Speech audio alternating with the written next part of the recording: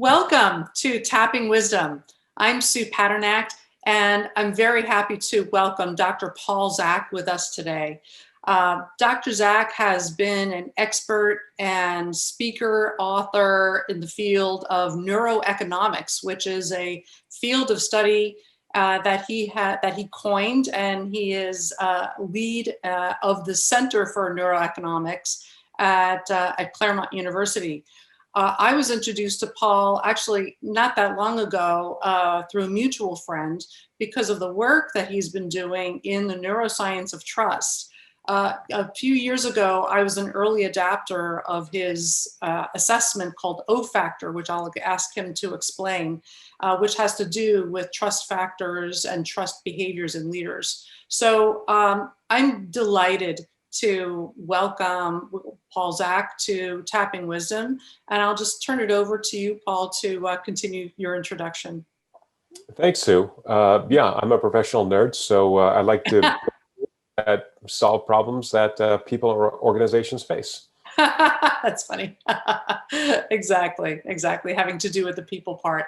So Paul, there were two major themes as we talked about in your work, and one of them, of course, has to do with the neuroscience of leadership and organizational performance. You're a big portion of your career has been dedicated to doing this work, down to almost the genetic level. So let me have you open this up with talking about the neuroscience of trust and leadership, and kind of lead us to where you are today.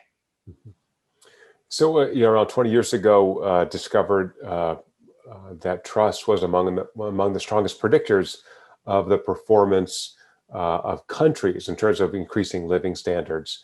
And so really built a theory of trust, kind of biological and economic theory of trust, how trust pervades almost every kind of business interaction that we have to a greater or lesser extent. And then through this work, the logical question was, well, why do I trust you, Sue? Or why do I not trust my neighbor?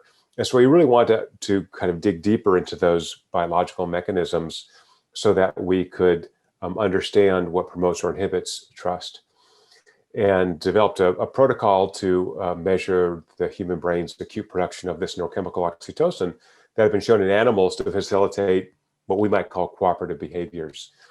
And we found the same thing, that when someone trusts individuals, that the degree of trust given, the more your brain produces oxytocin, and the more you want to reciprocate and be trustworthy. So we have an underlying biology of cooperative behavior. So I think the first takeaway is that we like to work in groups, right? Putting people together at work is not unnatural for humans.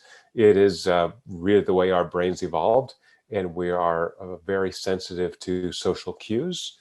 And so work's not a bad thing. We like having group activities.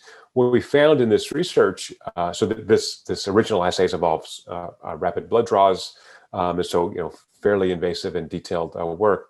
And so once we had that mechanism, again, we can ask what promotes or inhibits that. So this is where I think the leadership comes in quite naturally. So some of the inhibitors of the release of oxytocin are very high levels of stress. And so, in the olden days, I don't know when the olden days started, but we thought really management by fear was quite a standard approach. And fear is neurobiologically is a very good short-term motivator, but a very poor long-term motivator. So the fear mechanisms will put you in survival mode, and you'll do what you need to get out of that, but they don't motivate you to be an effective team member. And you generate this kind of defensive behaviors where if I know my boss is always going to yell at me no matter what I do, I just give up. So they call that learned helplessness. I'm just going to do the minimum, watching the clock. But I don't know about you, but I've had yelling bosses. I don't respond well to yelling. Like, I'll work my ass off, but don't yell at me. I'm good. Just give me some direction. I'm good. The other factor, the oxytocin system tunes itself to your environment. So if you're in a nurturing, caring environment where you can take risk, you can try new things, you can innovate, that kind of environment, people tend to release more oxytocin. They become better team members. They get in sync. So oxytocin activates our empathy. And so I'm It's like you hear about great teams are like, jazz musicians. So I get why you care about this. That's the empathy part. Not only what you're doing logically or cognitively, but why this is so important to you. So really building that environment so that people can be really effective. And the other factor that inhibits oxytocin, which might surprise you, is high levels of testosterone. So who are these fear-based leaders? Mostly men, sometimes women, mostly men. And here's the interesting thing about testosterone. As you progress in your career, your testosterone goes up for men and for women. It's higher in men, so it's the effects are more acute. But if you win a chess match, your testosterone goes up. So I think that the takeaway for leaders who want to build high-performance teams is to avoid what I call dominance displays. Right? If you're the boss, believe me, people know. We still need bosses. We still need leaders. But don't show up in the $5,000 suit when everyone is, wearing jeans and a t-shirt. Don't drive the Ferrari. Right. That's just it's just kind of an insecurity, and it just pisses people off. Be a team member. I just lost his name, but you remind me. It just went out of my head. The founder of Costco, who just retired, Jim Senegal.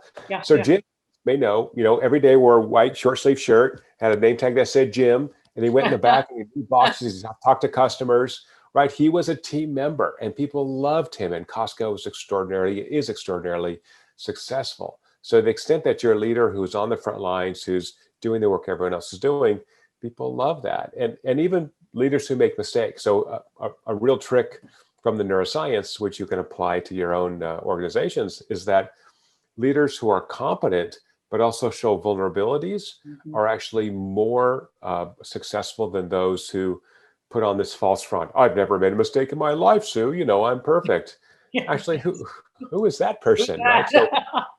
So this is sometimes called the pratfall effect. So if you're competent, but occasionally you make a mistake, that's okay. People want to help you. And so be that kind of servant leader model, be that helper, be that person who creates success and create this environment of trust. And again, the sort of the delta, the benefits of high trust organizations in terms of higher productivity, higher stock values, less employee turnover, higher job satisfaction, fewer fewer sick days taken. That's amazing. All because people are kind of working at capacity, but not so far beyond capacity that you're burning them out, and not below capacity. You've got to challenge them to get these brain mechanisms to really engage fully. So challenging people with give them a break. So kind of just like working out. So it's stress and then recover, stress and recover. Yes. So there's so much to unpack. So let me start at the beginning. So in your research, I imagine that, in your search for trust, it also enabled you to really operationalize it from a behavioral standpoint. Can you describe what that means from a leader perspective, right? So what kind of behaviors am I using as a leader to, foster trust, sincere trust, not just a one-off because I'm checking the box, but sincere, sustainable trust. Right. So I don't know a ton about humans, but I'm guessing me taking blood from employees at work is not going to lie. Although we have done that to some selected organizations who let us kind of help identify the factors, the set of behaviors that are the foundation for trust. So again, a key takeaway is trust is not a feeling, it's a set of behaviors. It's how we treat other people. And in this research, both in businesses and in my laboratory, we identified a set of 8 different behaviors that are the foundation for organizational trust, and then made a survey that allows us to measure this, at least for a typical day. And then lately have created technologies that let this measure now in real time these brain responses. And so I don't have to go through all of these, and if you search me, it'll come up really nicely. But basically, it's a way to quantify the underlying sets of behaviors. So in short, it really means empowering individuals to take risks, to grow, to have opportunities to make mistakes and to innovate, to have challenges, to be recognized for those challenges, and to come to work as their authentic selves. So it's really kind of bringing your full self to work, not only your brain power, but your passion, your energy, your emotion. And then from a leadership perspective, it means giving people the freedom to make some decisions, to empower them to grow in their careers, to feel like they're having an impact on the organization and get that benefit personally as well. But also realize that people are complicated. So my least favorite term in business is human capital. I don't know where this term came from, but it's evil. You're not human capital. You're not a machine. You're a human, which means you have good days and bad days. You have emotions. You have kids. You have pets. Things happen. And so from a leadership perspective, certainly I want to challenge people. I want to give them milestones. I want to have them kind of work at capacity or near capacity, but also realize that people are going to fail once in a while. So again, I think it's a lot like, families, right? I've been married 25 years. Has my wife done things I don't like? Absolutely, all the time. Do I still love her and value her? Of course I do, right? So I think it's understanding that people are going to make missteps, and that's okay. From a biological perspective, if people make a mistake at work, a well-meaning mistake, and they're screamed at by a supervisor, that generates this cascade of events in the brain that processes that social approbation as pain. So what do we do when we touch our hand to a hot stove? We don't do that again. You're doing the same thing as a leader. If you're screaming at people because they made a mistake, all you're doing is inducing pain, and they're just not going to try again. Why would I innovate if you're going to yell at me? Can I ask you a question about that? In one of your articles, I read that kind of social pain, like experiencing that the consequences of being exposed, being held accountable in such a negative way that it's psychologically unsafe. So so in English, I'm embarrassed. Right. I'm disappointed in myself. I'm angry at my manager. I feel a sense of betrayal for feeling this way. I feel disrespected. I feel the punishment wasn't worth the crime, all of that. So that kind of mental pain is in the same place in the brain as physical pain. Is that true? It is, yeah. In fact, it's by some events longer lasting. And so I think you said a very important term, which is psychological safety. So prior to creating a high trust, high performance organization, you've got to establish psychological safety, right? So if I'm, unexpectedly screaming at people are going to be on edge, right? I'm burning, me as an employee, I'm burning energy trying to figure out, is the boss mad today? What's going on with him? As opposed to creating value for the organization and being focused. So my new company, Immersion Neuroscience, has created wearable technologies that send data to the cloud and allow users, software, to identify what employees love doing at work and what frustrates you, and also measure passively in real-time psychological safety. So we see that organizations that are able to establish psychological safety objectively, right, neurologically, are much more successful. So they're just creating the environment where people can learn to cooperate. And again, as social creatures, we want to cooperate with others, creating the foundation so that we have cooperation, we have trust, and that's what produces high performance. And I've also read that some of the very recent work on psychological safety is that it's not, more necessarily more is better. It's almost like stress. It's a curvilinear. So there's like an optimal level. And then when it becomes too safe, there isn't a challenge. So that's the latest that I've read. What do you think about that? Yeah, we see not only that, but we see variations across individuals. So we saw some individuals who perform really well with low levels of psychological safety, others who really, need a much safer environment. And so again, I always think that's a measurement problem, right? Right now, we're depending on surveys. Hey, on a typical day, what do you think about the people around you?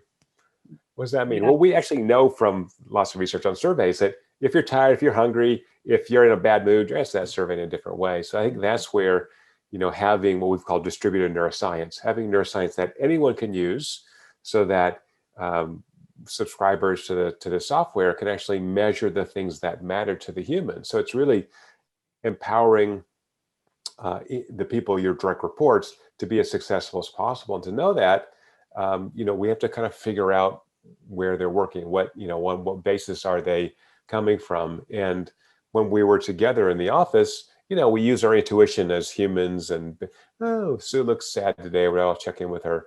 But now when we're working remotely and increasingly as economies have become global, we really do need some technology so that leaders have a sort of a prosthetic, if you will, have an extra tool to actually ensure that the workplace is safe and is building trust, And by the way, super important as workplaces get more diverse and inclusive. So I think understanding those individual differences that maybe I, as a white male, am not sensitive enough to, I don't know, an Indian female, and she's just interacting in a different way. Gosh, I'd love to know if I was doing something that made someone uncomfortable. I think most people would want to know. And so I thought it was really interesting when you talked about that, because there's different set levels for psychological safety. You know, some people need very little, and they're better off with it being challenged, and other people need more. Some of it's going to be career stage, right? So, or how long we've been in the role. Others is it might be cultural, it might be personality. So the important thing is from a diversity and inclusion perspective is to get to know the person, know that psychological safety is important, but what does that mean for the individual? Right. And I think you're exactly right. All those factors. And it's a hard thing to do, but it's important. Mm. So I call it doing emotional check-ins. Just check in. Hey, Sue, just want to check in for a couple of minutes. How you doing?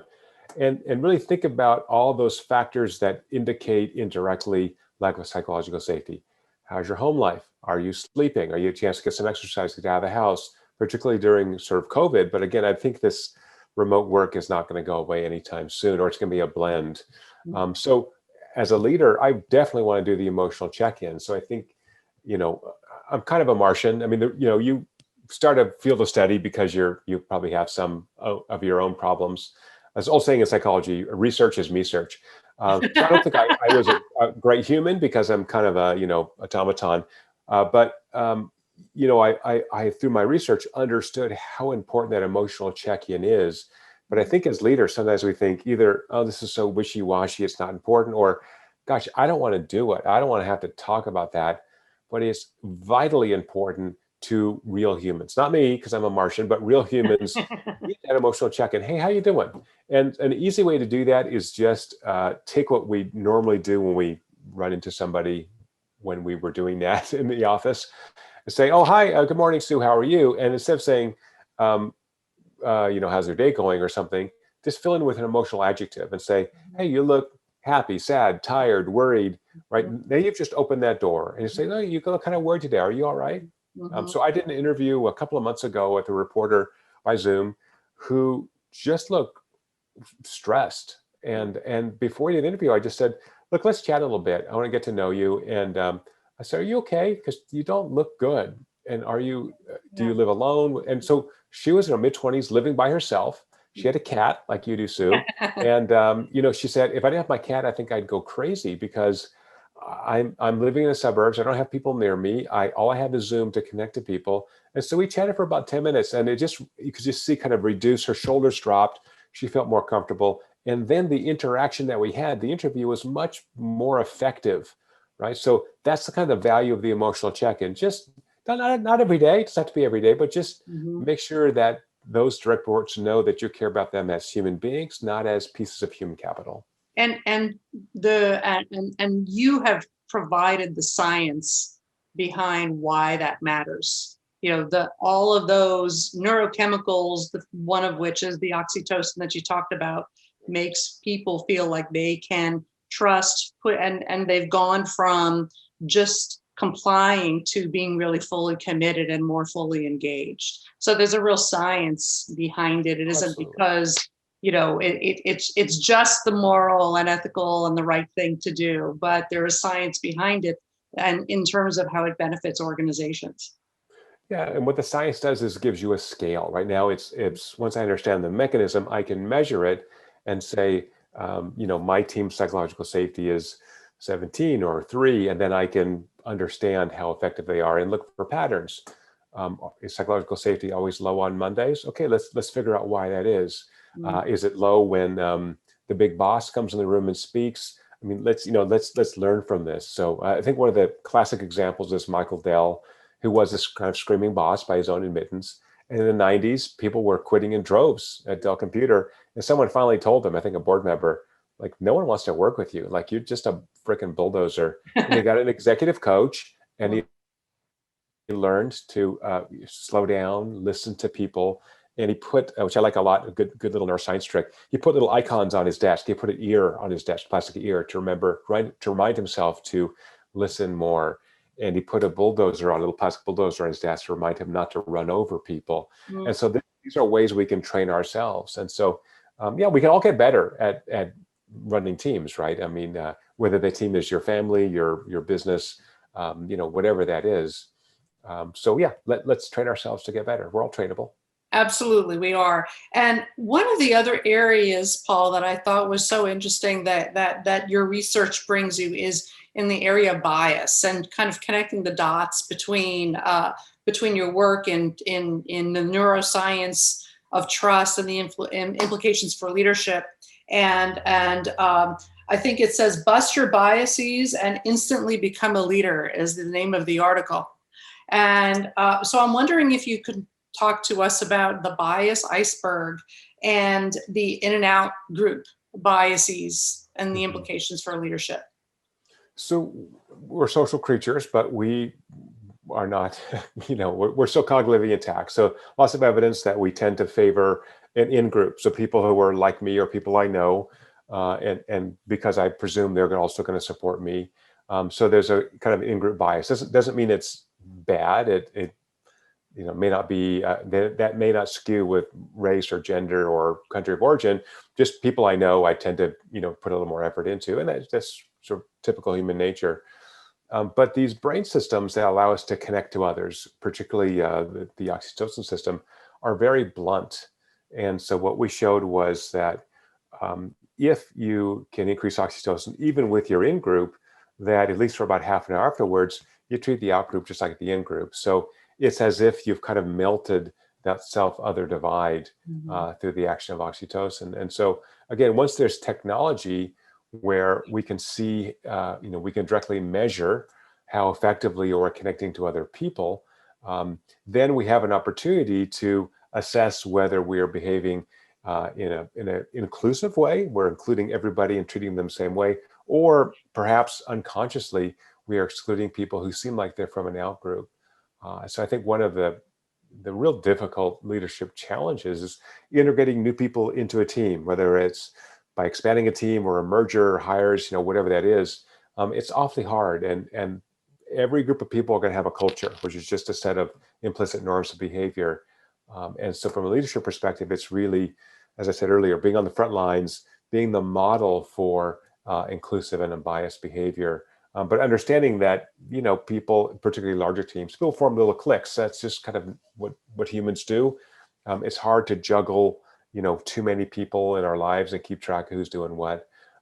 So yeah, again, I'm sorry harping on measurement, but the essence of science is measurement. I'm trying a mechanism so that you can measure it. And, a la Peter Drucker, if you can measure it, you can manage it. That's right. That's right. Paul, one of the things I made a note of that you talked about earlier is, you talked about don't do the dominance display. It almost made me think of the howler monkeys in Costa Rica, how they, become big and they echo through the valley, and all of the other monkeys cower in their presence. And there are some people who have different set points, right? They are naturally like that. So, and then some people are performing that because they've been taught that was the right way to lead, either by role model or by observation in some way, shape, or form. So if someone was like that, was listening to this, what would your advice be in terms of elevating self-awareness about their impact on others? It's a great question, Sue. I think it's really being reflective, seeing if that set of behaviors is moving your organization forward, moving your team forward, right? Are people smiling? Are they happy to see you, or are they avoiding you and just doing the minimum? So I think this is really where executive coaching is essential. We can all get better. My wife and I have been to marriage therapy. That's kind of coaching for married people. It's okay. So I think a lot of leaders, particularly as organizations get bigger and bigger, or the people you lead is larger, it's very difficult. So we shouldn't think just because we're smart enough that we're good at all aspects of our jobs. So it's really looking at that effect you have on individuals. Do that, out of body thing that we can somehow do and go, oh man, that wasn't a very nice thing. Or by the way, perseveration. If you're thinking about this over and over, think, man, I shouldn't have really yelled at that person, or I should have been nicer. And it's okay. Again, you have to also trust yourself, right? We all make mistakes. And, if you stepped on someone's toes, you didn't mean to, go apologize the next day. No big deal. Again, everyone knows who writes the check. There's no confusion on who the leaders are. And so one thing we've seen at successful companies, successful high trust companies, is socializing outside of work, leaders socializing outside of work. So in the old days, it's like, oh, don't fraternize with the employees. Actually, I think the best budget I have for my company is the beer that I buy out of my own pocket every month for the guys who are programming all night and doing amazing work. Like, yes, if you want to have a beer after work and socialize, and guess what people do? Because we actually like working. You talk about girls or guys in movies, and then you're going to talk about, oh, you're in that machine learning group. Yeah, what are you guys doing? I heard about it. Oh, okay. All of a sudden, now we're talking about work. We're building these social relationships. So, and nice talking about work because it's fun.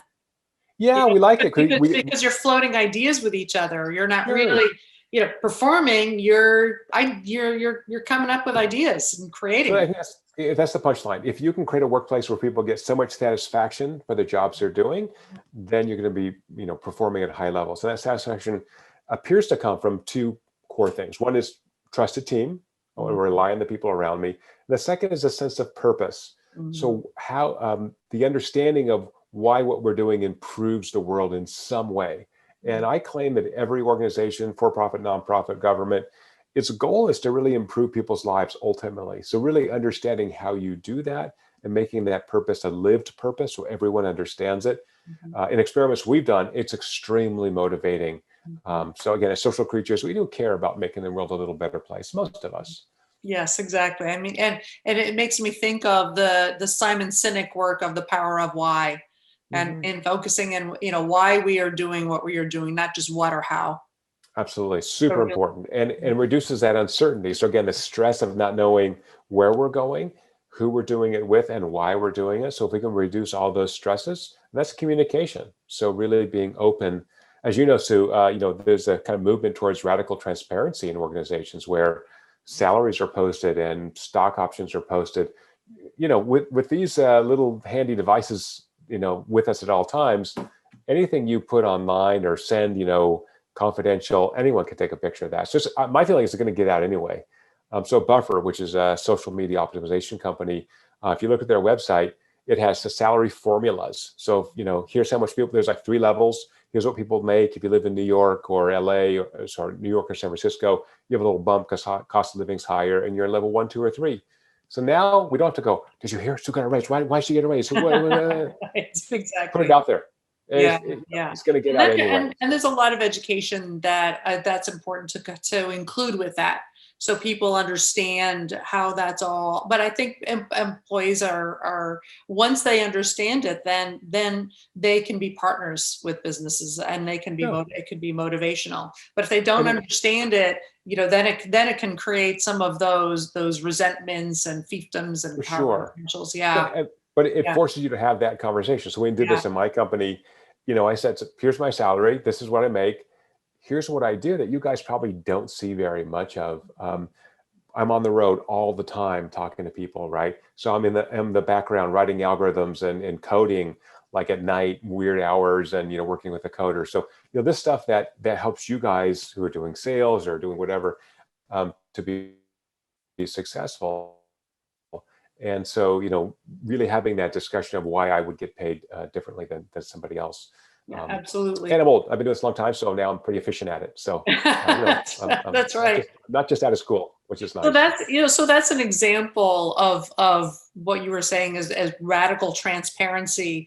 In these times when so much of what we're doing is remote, there's there's a lot of back and forth about how transparent leaders can be about what they're going through compared, and being transparent with their employees. In some ways, it humanizes them. In other ways, it makes them seem self-centered. So kind of like what you were saying, right? So there's an important balance And there's that testing, right? And so it all comes back to your point about being aware, trying something out, seeing if it works, backing off of it, and understanding that it's going to be different for different people. Some people will be fine hearing about the issues of homeschooling your kids. Other people don't want to hear about it because they've got 3 of them at home and they've got to work, a second job. So Right. they have no empathy. So it's Again, important to getting that test it emotional out. information, even on video conferencing, right? I can pick up your expressions, your body language. I can kind of get a sense, and or use technology like Immersion Neuroscience makes or other companies, and try to just measure. If you're a Martian like me, just measure how effectively you're connecting to others, because it's really about connection. Ultimately, if you're a good leader, you got to connect to the people around you. They got to want to work. They're all volunteers. They can go work somewhere else. So create an environment where they dig what they do. They are challenged. They're pushed hard for sure. We like that. That's why we play sports. That's why we do all these competitive things. It's not that we don't want to be competitive. Again, I want to take a break sometimes, catch up on email or whatever. So again, stress, relax, recover. Absolutely, absolutely. So with that, this seems like a good point to ask you if you could share with our audience 3 takeaways from our discussion today that would be actionable for them as in their own work environments. Yeah, thanks, Sue. So here's my 3. More data doesn't always mean better data. You've got to get the right data. So really think about, from a people perspective, what the right data are to assess how effective your team is performing. The second is really putting people first. So if you're a leader, it's those people around you, your direct reports, who are creating so much value that you're responsible for, but it's those people who are doing the daily work in and out. So really put those people first. Help them be successful, and you'll be successful. And the third, as you said at the top of the interview, Sue, trust is really a lever towards not only greater performance, but greater job satisfaction by those people doing the work. So create an atmosphere of trust, a culture of trust, and people will pay you back by performing at their best. Thank you, Paul. And is there anything that I haven't asked that you would want to share with our group? Yeah, I think, even a super nerdy dude like me, has learned to be, I think, a better leader, partially through technology, but just, asking for feedback. And it's not a sign of weakness to ask people around you, how you're performing. I'm a big believer in the 360. I think we've got to get that feedback. So feedback, just like you wouldn't bring a product or service to market without some market testing, some sense that, this is doing well. You can market test the people around you and ask for some feedback. And by the way, some really nice software. My company uses Coan. I'll give them a free plug, which you write your reflections, what your goals are. Did you make them or not? People can comment on them. So it helps to build that transparency. It may be difficult for me to say face to face, hey, was I good this week? Did I help you guys get through the problems you had? But you can type that in, right, and say, gosh, Paul, I wish you had put a little more effort into helping me solve this kind of problem, because we talked about it Monday, but you just seem to forget about me, and I really struggled. Oh, okay, good. That I should have been more aware of that. I need that feedback. So Did you know that person really sweated it, not writing it, but hitting send? Because yeah, as much as you call yourself a nerdy Martian, but you're still somebody you're still an Earthling who is well renowned, that people well, admire and they respect, and they want to think well of them. So in between that hitting send and you saying, oh, you know what, yeah, you're right, there's a big, like, oh, should I have sent that? But then, of course, you made it safe for them. So because there's always going to be that power so the differential trust comes in. between Well, very kind of the you. leader Appreciate and the that. employees, right?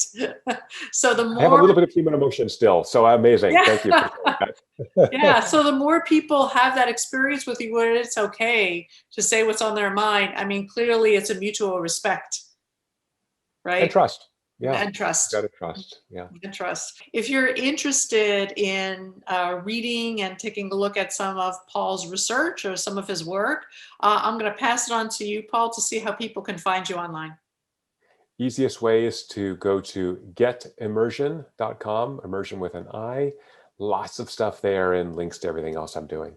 Well, with that, I want to thank you so much, Paul. This has been such a delight. I envy your students at Claremont to be taking courses with you.